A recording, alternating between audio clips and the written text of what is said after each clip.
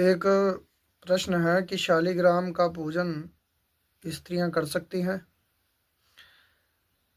देखिए, ज़्यादातर देखा जाता है कि लोगों के घरों में माताएं बहनें शालिग्राम का पूजन करती हैं। और एक माता जी मेरी पहचान में हैं, उनके पास मैंने प्रत्यक्ष देखा कि अगर तो ओरिजिनल शालिग्राम है तो वज्र की तरह कष्ट होता है स्त्रियों को भी। भगवान को तो होता ही है अगर स्पर्श हो जाए। तो माता जी के पास जब से शालिग्राम आया वो ही पूजन करती हैं और कोई नहीं करता।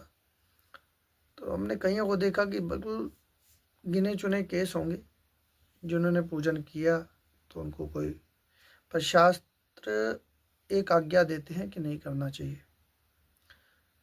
तो हमारे देखने या ना देखने से क्या होता है। तो मैंने उसका प्रत्यक्ष उदाहरण माता जी पर देखा।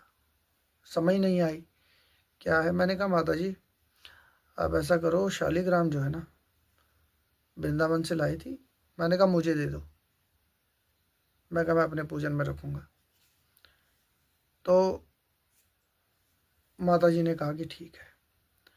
और मुझे यही कहना कि हाँ, मेरा अटूट विश्वास भी है कि उसके बाद वो माता जी धीरे धीरे ठीक होनी शुरू हो जाएगी, क्योंकि कोई समझ ही नहीं आ रही डॉक्टरों के दवाइयाँ कुछ है ना।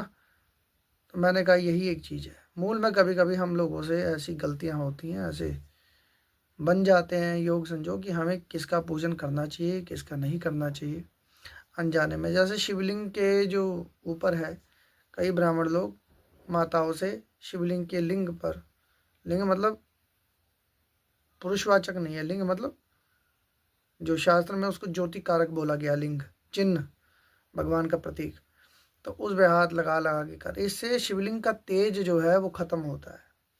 अगर शिवलिंग का तेज खत्म होता है तो स्त्रियों पर भी उसका कुछ ना कुछ दुष्प्रभाव तो पड़ेगा ही ना।